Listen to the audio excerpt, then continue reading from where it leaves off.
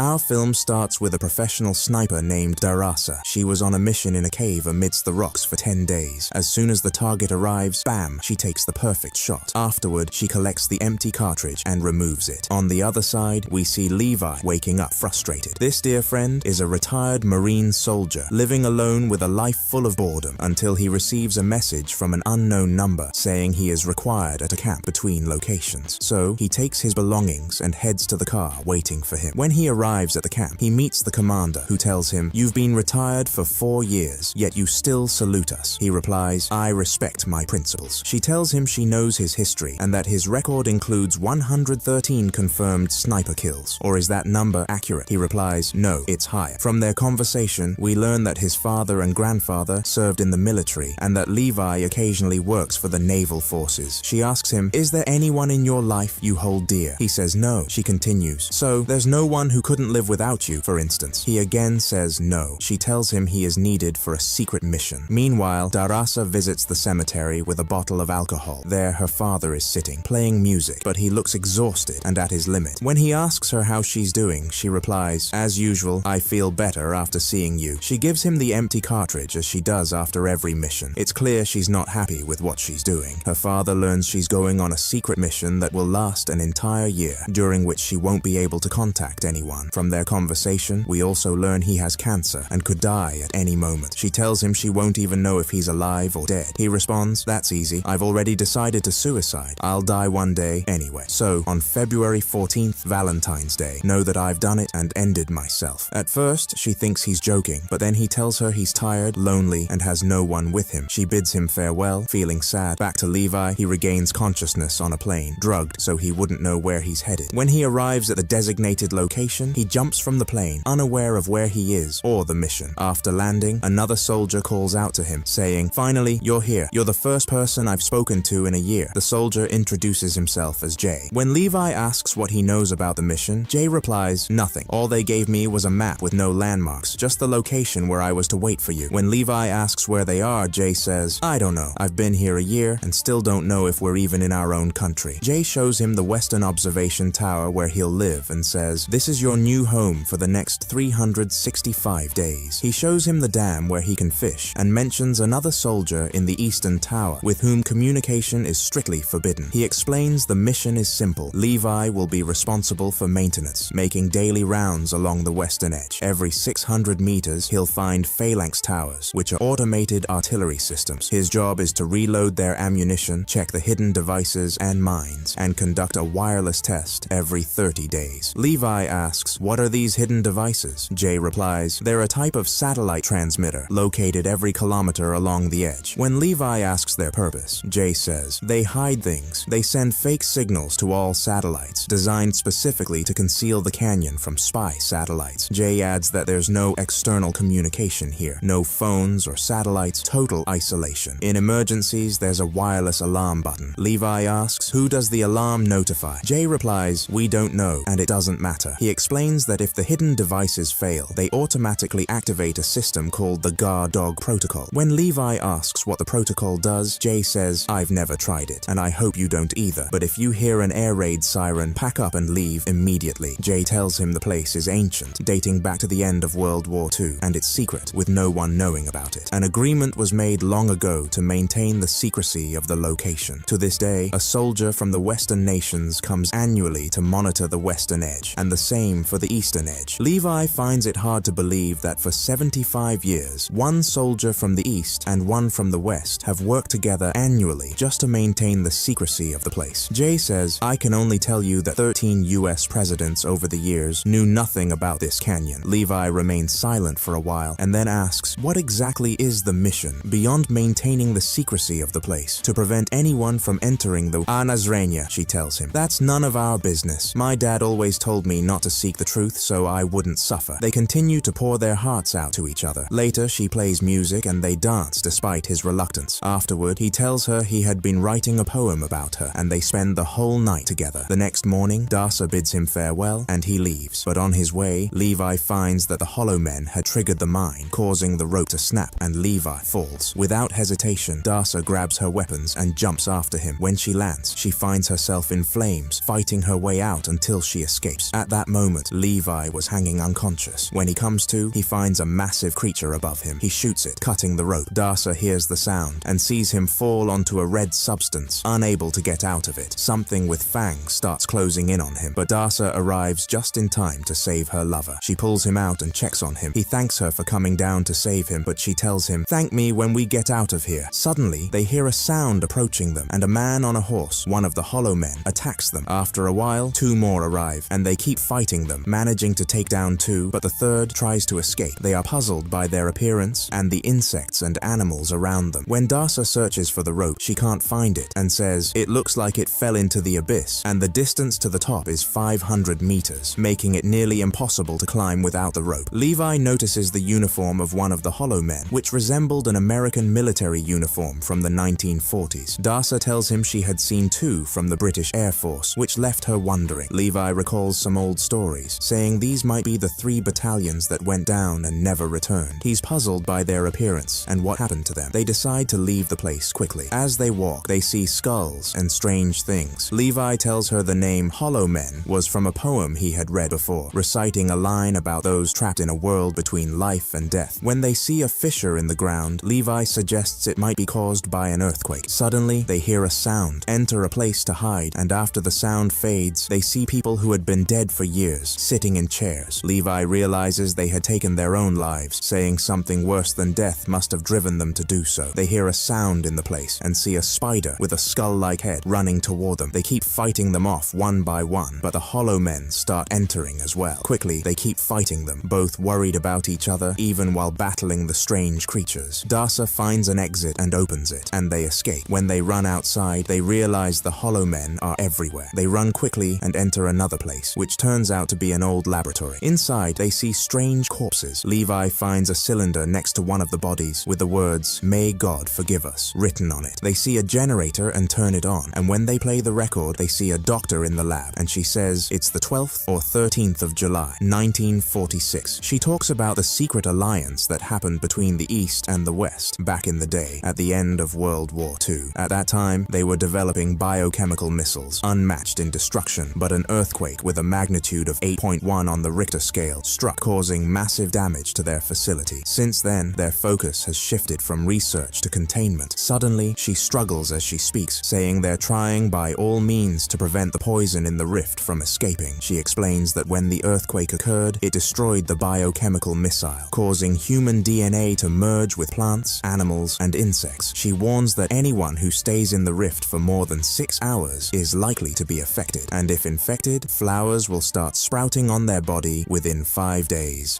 Before finishing, she says they chose this isolated location to try to save humanity from the fate they brought upon themselves. She apologizes, saying, "May God forgive us." He says they must find their way out quickly before 6 hours pass. He sees a door and enters, shocked to find advanced equipment inside, clearly not from the 1940s. When he activates the device, he discovers it belongs to Darklock, a quasi-military organization. He realizes they're not working for the army and that they don't want to destroy the rift because they're studying it. They were collecting DNA samples to create super soldiers. He finds a file labeled The Stray Dog and starts reading. It states that if the rift is exposed, the entire area will self-destruct and the safe zone would be 4 kilometers away. Before leaving the facility, Levi tells Darcy,